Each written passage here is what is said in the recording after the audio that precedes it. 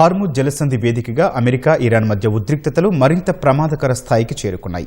ఆ జలాల్లో కనిపించే ఇరాన్ పడవలను తక్షణమే కాల్చివేయాలని అమెరికా అధ్యక్షుడు డొనాల్డ్ ట్రంప్ సంచలన ఆదేశాలు జారీ చేశారు.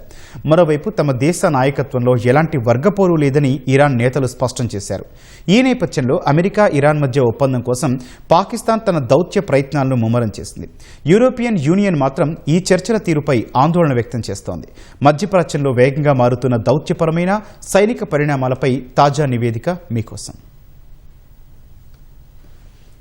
ఇరాన్ దిగ్బంధనంపై ట్రంప్ మరింత కఠిన చర్యలకు సిద్ధమయ్యారు. హార్ముజ్ జలసంధి ప్రాంతంలో అమెరికా నౌకలకు అడ్డుగా వచ్చే ఇరాన్ చిన్న బోట్లు కనిపిస్తే చాలు కాల్చి పడేయాలంటూ ట్రంప్ సైన్యానికి స్పష్టమైన ఆదేశాలివ్వడం ప్రపంచవ్యాప్తంగా తీవ్ర కలకలం రేపుతోంది. అటు ఇరాన్ నాయకత్వంలో చీలికలు వచ్చాయన్న వార్తలను అక్కడి ప్రభుత్వం ఖండించింది. ఇరాన్ అధ్యక్షుడు మసూద్ పెజెష్కియన్, పార్లమెంటు స్పీకర్ ఘాలిబాఫ్ ఒకే విధమైన ప్రకటనలు విడుదల చేస్తూ తమలో అతివాదులు అనే తేడా లేదని, అందరం దేశం కోసం పోరాడే విప్లవకారులమేనని స్పష్టం చేశారు.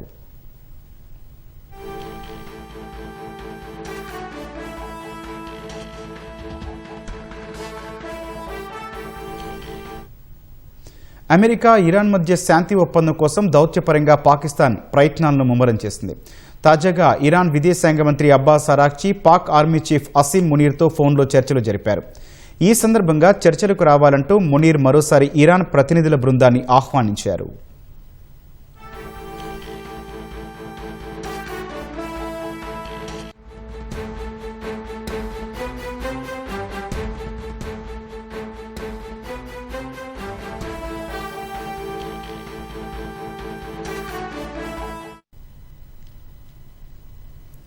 అమెరికా ఇరాన్ మధ్య దశాబ్దం క్రితం ఒబామా హయాంలో కుదిరిన ఒప్పందం కన్నా బలహీనమైన ఒప్పందం కుదిరే అవకాశం ఉందని యూరోపియన్ యూనియన్ ఆందోళన వ్యక్తం చేసింది.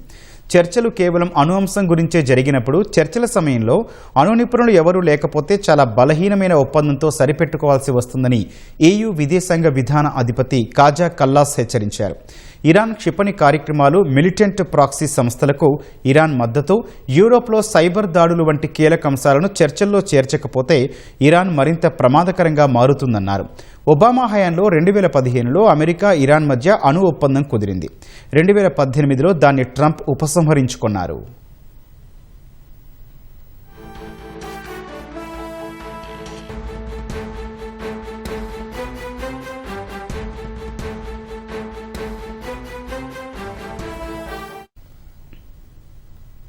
ఇరాన్కు తుర్కీయే భారీ మొత్తంలో మానవతా సాయం తరలించింది. 6 ట్రక్కుల్లో వైద్య సామాగ్రిని ఇరాన్కు పంపింది.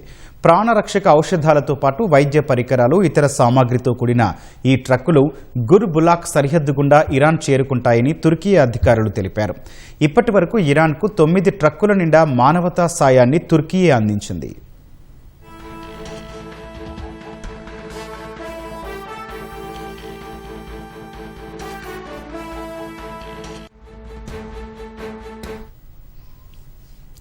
ఇజ్రాయెల్, లెబనాన్ మధ్య ఉన్న 10 రోజుల కాల్పుల విరమణను మరో 3 వారాలు పొడిగిస్తున్నట్లు అమెరికా అధ్యక్షుడు డొనాల్డ్ ట్రంప్ ప్రకటించారు. హెజ్బొల్లా నుంచి ఆత్మరక్షణ కోసం లెబనాన్ ప్రభుత్వానికి సహాయపడటానికి అమెరికా వారితో కలిసి పనిచేయబోతోందని ట్రంప్ పేర్కొన్నారు. రాబోయే 1-2 వారాల్లో ఇజ్రాయెల్ ప్రధాని నెతన్యాహు, లెబనాన్ అధ్యక్షుడు జోసెఫ్ ఔన్ల మధ్య శాంతి చర్చల కోసం ఆతిథ్యం ఇవ్వడానికి ఎదురు చూస్తున్నట్లు ట్రంప్ వివరించారు.